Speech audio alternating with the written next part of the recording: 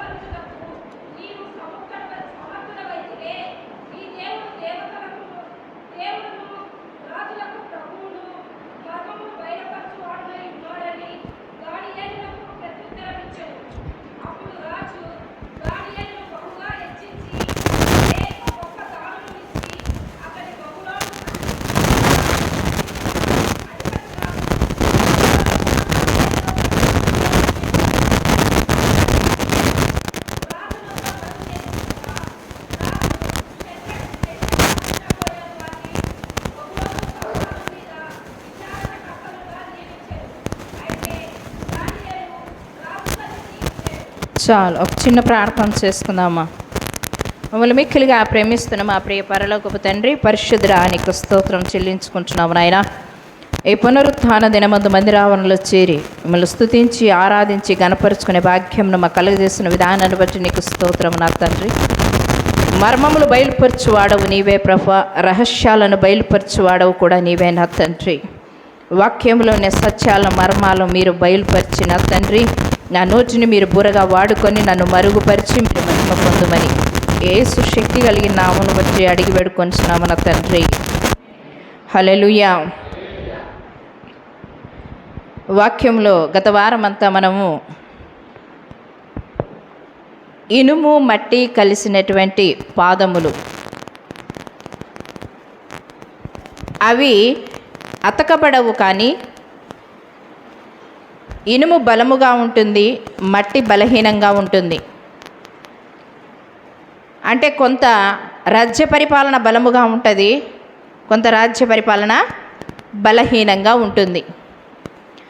10 వేళ్ళు కలిగినటువంటిది 10 రాజ్యములు, 10 రాజులు. ఈ యొక్క మర్మమంతా కూడా ప్రకటన గ్రంథము 17వ అధ్యాయంలో మీకు బయలుపరచబడుతుంది. ఈ 10 మంది రాజులు కలిసి ఒక కూటాన్ని ఏర్పాటు చేసుకుంటారు. ఆ 10 మంది రాజులు ఒకరిని ఎన్నుకుంటారు.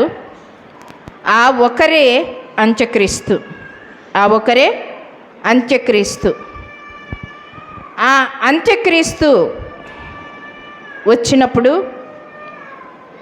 ఆ అంత్యక్రీస్తు 10 రాజ్యాల వారి కూటమిని 1957వ సంవత్సరంలో దాదాపుగా ఆ కూటమిని ఏర్పాటు చేసుకున్నారని పండితుల యొక్క అభిప్రాయము. అదే రీతిగా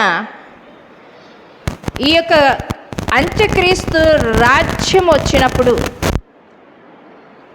ఆ అంత్యక్రీస్తు రాజ్య పరిపాలన చేయాలి అని అనుకున్నప్పుడు, ఆ పరిపాలన కొనసాగించేటప్పుడు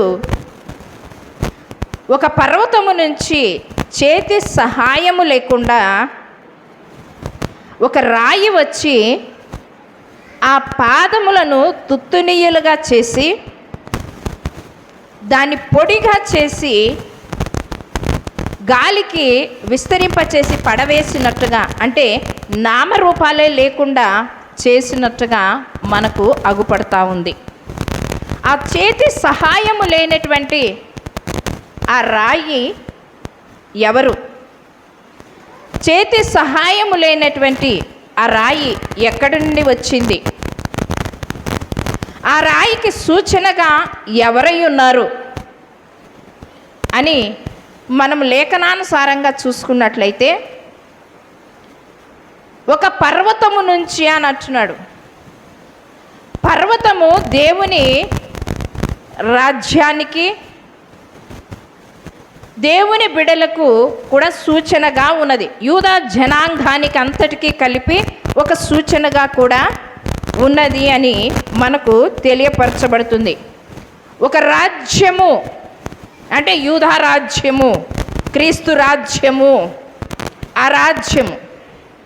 ఆ రాజ్యములో నుంచి చెప్తూ ఉండేటువంటి మాట, ఆ రాజ్యములో నుంచి చేతి సహాయము లేనటువంటి రాయి అని అంటున్నాడు.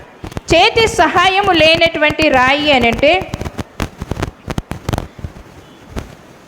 పురుష ప్రమేయము లేకుండా స్త్రీకి జన్మించినటువంటి నజరేయుడైనటువంటి యేసుక్రీస్తే ఆ రాయి. దేవునికి స్తోత్రం, హల్లెలూయా. పురుష ప్రమేయము లేకుండా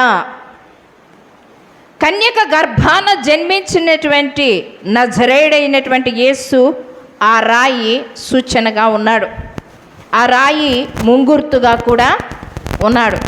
అందుకే అంటున్నాడు, ఆ పర్వతములో నుంచి చేతి సహాయము లేకుండా ఆ రాయి వచ్చి ఆ 10 రాజ్యాలను ఏం చేస్తుందంట తెలుసా?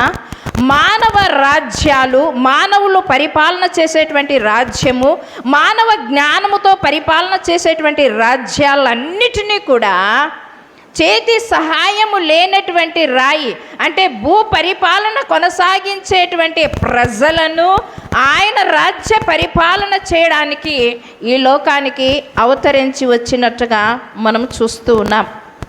బాగా జ్ఞాపకం చేసుకోండి. మరి ఆ చేతి సహాయము లేనటువంటి రాయి గురించి ప్రవక్తలు ఏమైనా రాశారా? నూతన నిబంధనలో ఎవరైనా రాశారా అని మనం చూసుకున్నట్లయితే కనుక లేఖనంలో యెషయా గ్రంథము 28వ అధ్యాయము 16వ వచనాన్ని మనం చూసుకుందాం. యెషయా గ్రంథము 28వ అధ్యాయము 16వ వచనము. ప్రభువగు యెహోవా ఇలాగు సెలవిచ్చుచున్నాడు, సియోనులో పునాదిగా రాతిని వేసిన వాడను నేనే, అది పరిశోధించబడిన రాయి, అమూల్యమైన తలరాయి, బహుస్థిరమైన పునాది అయిన మూలరాయి అయి ఉన్నది. విశ్వసించువారు కలవర పడరు అని అంటున్నాడు. యెషయా గ్రంథము ద్వారా సెలవిస్తున్నటువంటి మాట, సియోనులో పునాదిగా రాతిగా వేసినటువంటి వాడను నేనే అని అంటున్నాడు. అదే రీతిగా 1 పేతురు పత్రిక 2వ అధ్యాయము 6వ వచనము నుంచి 8వ వచనం వరకు చూడండి, చెప్తున్నాడు మాట. 1 పేతురు పత్రిక 2వ అధ్యాయము 6వ వచనము నుంచి 8వ వచనం వరకు. ఇది ఏలయనగా, ఇదిగో నేను ముఖ్యమును ఏర్పరచబడినదియు అమూల్యమునగు మూలరాతిని సియోనులో స్థాపించి ఉన్నాను. ఆయన యందు విశ్వాసం ఉంచువాడు ఏ మాత్రమును సిగ్గుపడడు అను మాట లేఖనముల యందు వ్రాయబడి ఉన్నది. విశ్వసించుచున్న మీకు ఆయన అమూల్యమైన వాడు. విశ్వసింపని వారికైతే ఇల్లు కట్టువారు ఏ రాతిని నిషేధించిరో అదే మూలతకు తలరాయి ఆయను అని అంటున్నారు. ఎవరంట? ఇల్లు కట్టువారు నిషేధించినటువంటి రాయి, అదే రాయి మూలకు తలరాయి ఆయను అని అంటున్నారు. బాగా గమనించండి. పురుష ప్రమేయం లేకుండా జన్మించినటువంటి ఈ నజరేయుడైనటువంటి యేసు రాతికి సూచనగా ఉన్నాడు. మనము లేఖనానుసారంగా చూసుకున్నట్లయితే ఇక రాజ్యం ఎప్పుడు వస్తుంది అని అంటే 3వ ప్రపంచము యుద్ధము జరిగిన తర్వాత ఈ రాజ్యము వస్తుంది. ఈ రాజ్యం వస్తుంది. రోమీల రాజ్య పరిపాలన చేస్తూ ఉండేటప్పుడే క్రైస్తవులను, యూదులను నజరేయుడైనటువంటి యేసును బాగా హింసించి బాధ పెట్టి వేదన కలగచేసి హత్యలు చేసి తరువాత నజరేయుడైనటువంటి యేసు కూడా మృత్యుంజయుడై తిరిగి లేచిన తర్వాత కూడా ఆ రాజ్యము అప్పుడైతే రాలేదు, కానీ ఆయన వచ్చాడు. కానీ తరువాత కాలము మరలా ఇదిగో క్రీస్తు విరోధి అయినటువంటి ఎప్పుడైతే సాతాను యొక్క పరిపాలన ఈ భూమి మీదకి రాబోతుందో, ఆ 10 రాజ్యాలను తుత్తునీయులుగా చేస్తుందో. 10 రాజ్యాలు ఎక్కడి నుంచి వచ్చాయి మనకి? 10 రాజ్యాలు ఎక్కడి నుంచి వచ్చాయి? నెబుకద్నెజరు కలల్లో చూసినటువంటి ప్రతిమకు ఆ పాదముల యొక్క వేళ్ళు 10 రాజ్యాలుగా ఉన్నాయి. ఆ 10 రాజ్యాలలో ఒక్కడు ఎన్నుకున్నటువంటి వాడే క్రీస్తు విరోధి.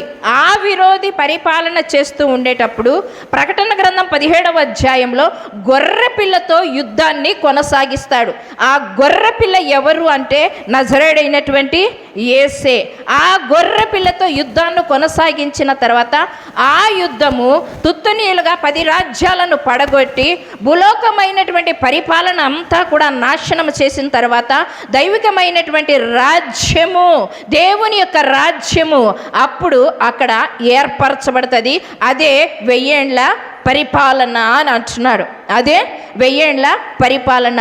7 ఏండ్ల శ్రమల కాలము అంతకు మునుపు తరువాత పరలోకమందు ఆసీనుడైనటువంటి ఆయన భూమి మీదికి వచ్చి గొర్రెపిల్ల క్రీస్తు విరోధి అయినటువంటి వారు యుద్ధాన్ని కొనసాగించిన తర్వాత ఆ యుద్ధంలో జయవీరుడైనటువంటి ఈ గొర్రెపిల్ల 1000 ఏండ్ల పరిపాలనను కొనసాగిస్తుంది.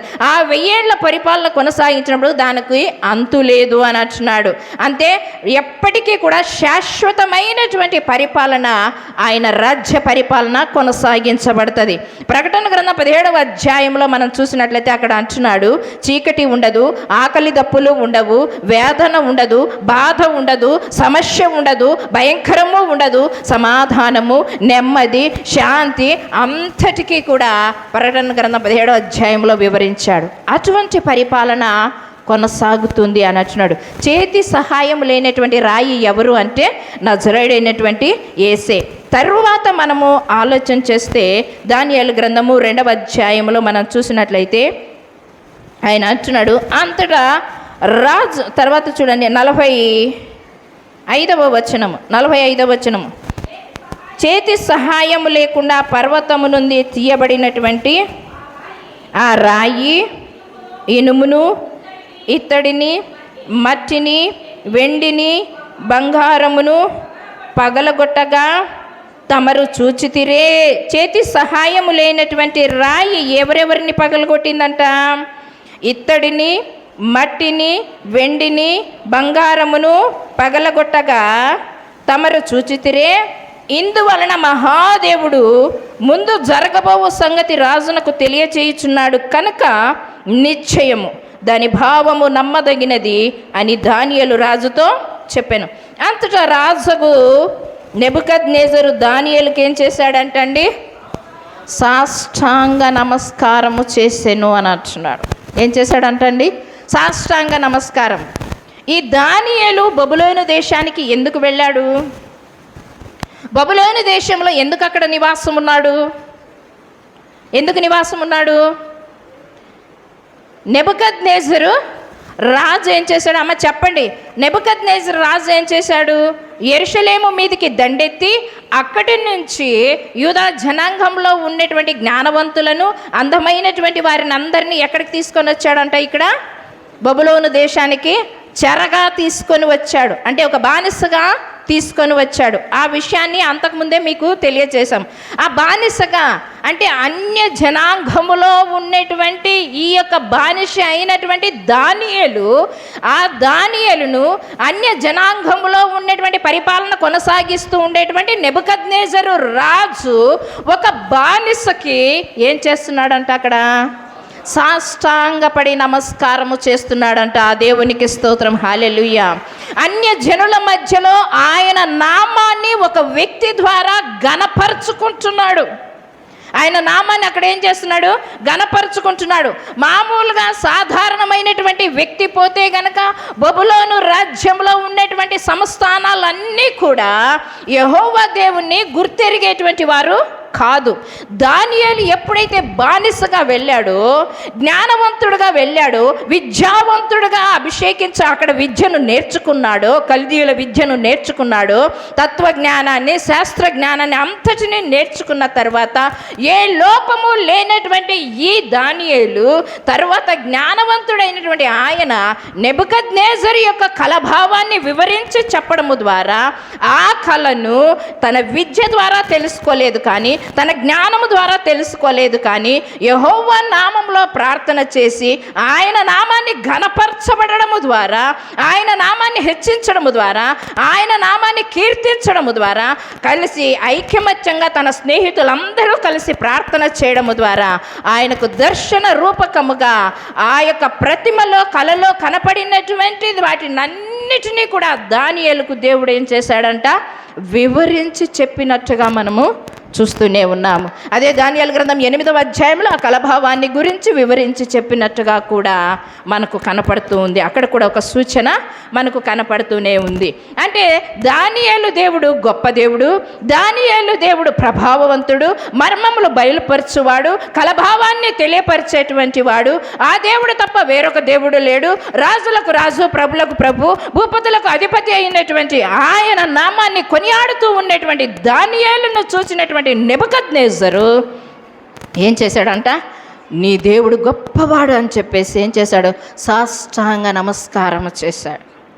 సాష్టాంగ నమస్కారం చేశాడే తప్పితే, సాష్టాంగ నమస్కారం చేసినటువంటి ఆ రాజు దానియేలుకు గొప్ప బహుమానాలే ఇచ్చాడు, గొప్ప ఆధిపత్యమే ఇచ్చాడు, తన రాజ్యంలో ఒక అధికమైనటువంటి స్థానాన్నే ఇచ్చాడు, గొప్ప స్థానాన్ని, ఒక ఉద్యోగాన్ని ఇచ్చాడు. కానీ ఇన్ని చేసినటువంటి నెబుకద్నెజరు దేవుని యందు విశ్వాసం ఉంచలేదు, దేవుని నామాన్ని తన హృదయంలో ఉంచుకోలేదు, ఆయనే నిజమైన దేవుడని తెలుసుకోలేదు. కానీ నేను సేవిస్తున్నటువంటి దేవుళ్ళల్లో ఈయన ఒక వాడు అన్నట్టుగా భావించుకున్నాడే తప్పితే, మరి నేను సేవిస్తున్నటువంటి దేవుళ్ళల్లో ఈయన ఒకడు అని భావించినటువంటి నెబుకద్నెజరు ఆ దేవుళ్ళు ఈ కలభావాన్ని తెలియపరచలేదు, ఆ దేవుళ్ళు ఈ కలభావాన్ని వ్యక్తపరచలేదు, ఆ దేవుళ్ళు దీన్ని విశదీకరించి విడమరిసి ఆ మనుషులకు ఆ జ్ఞానం ఇవ్వలేదు.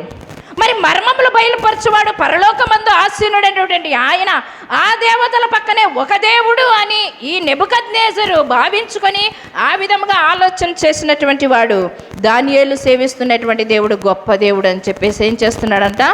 సాష్టాంగ నమస్కారం చేస్తున్నాడు. సాష్టాంగ నమస్కారం చేసిన తర్వాత ఏం చేశాడో ఒకసారి చూద్దాము. చదవండి అమ్మా. అతన్ని పూజించి నైవేద్య ధూపములు అతనికి సమర్పించ ఆజ్ఞాపించెను.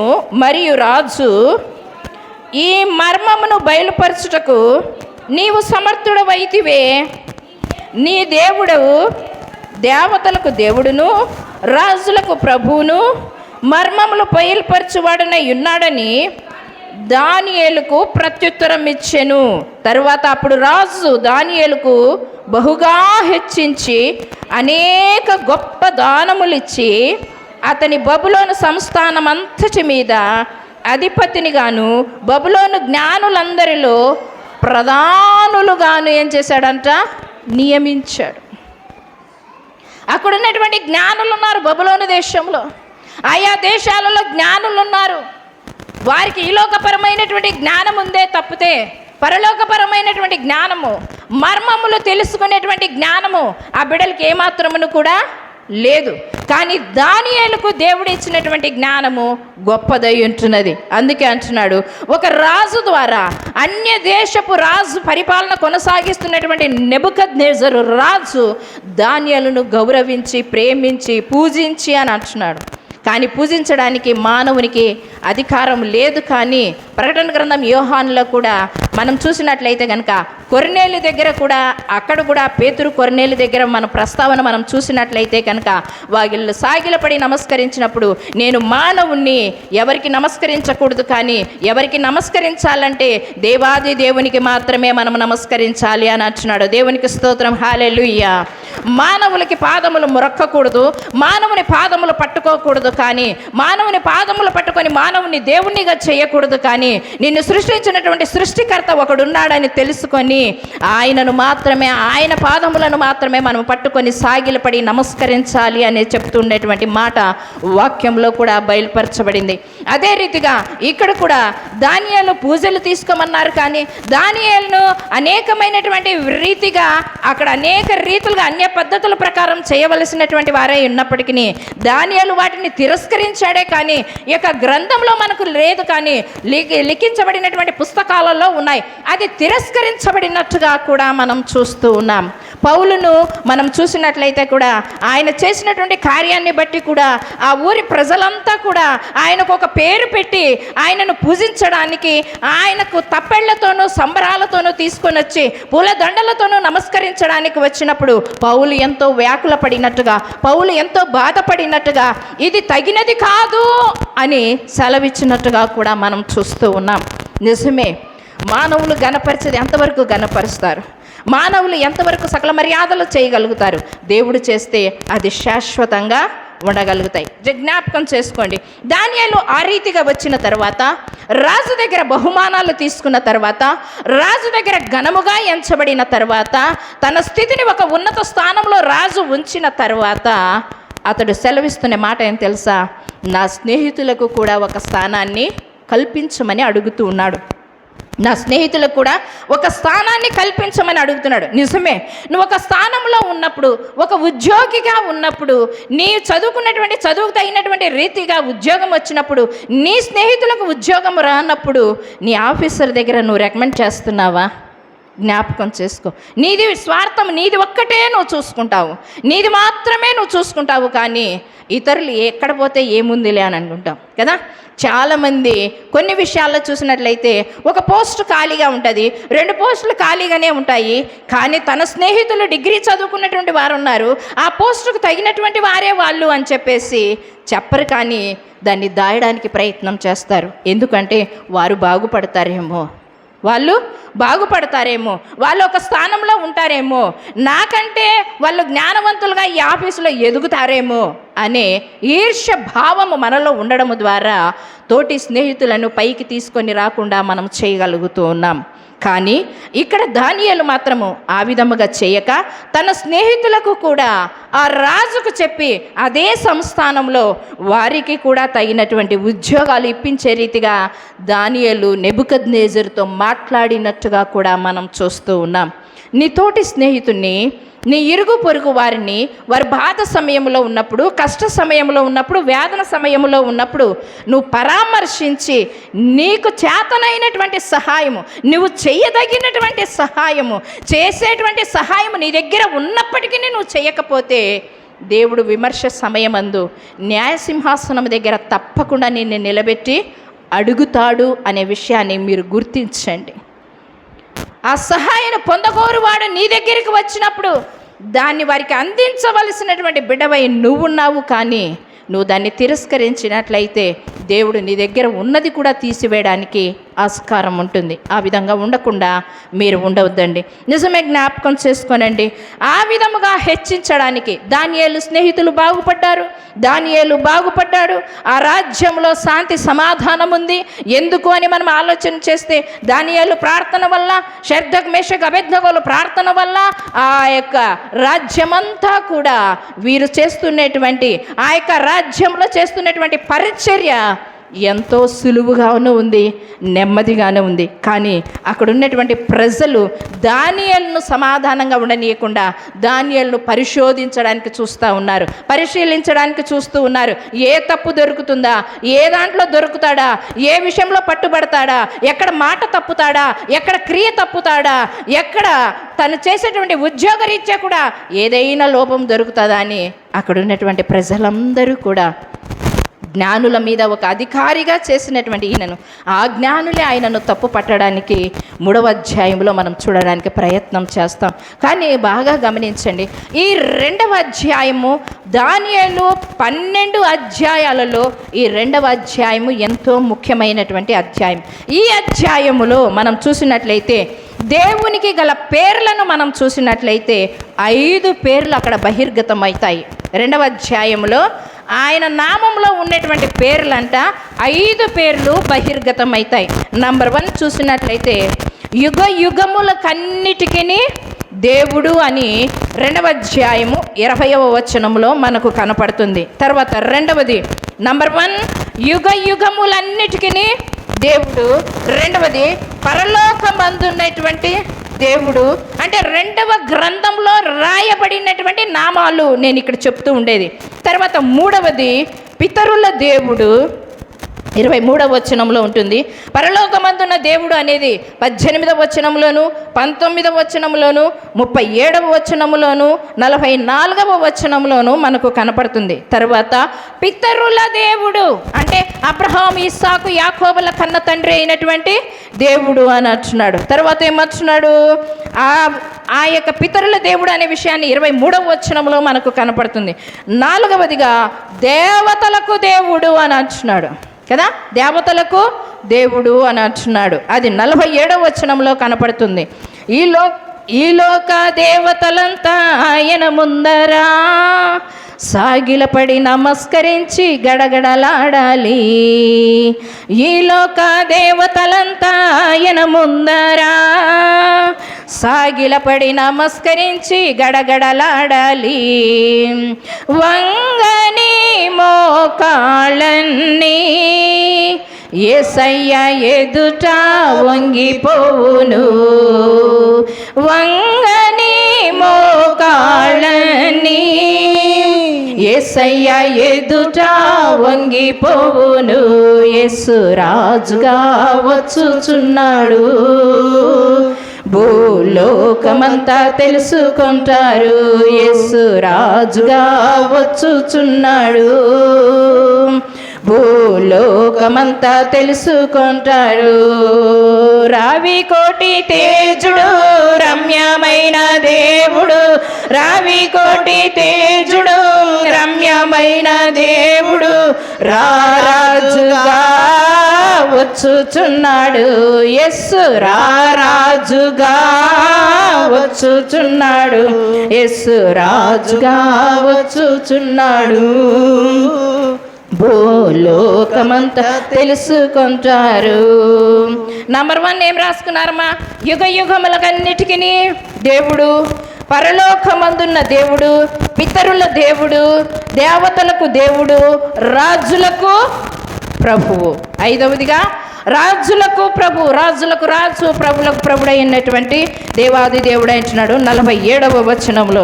తర్వాత ఇదే 2వ అధ్యాయంలో ఆయన గుణాలను గురించి మనము తెలుసుకుందాం.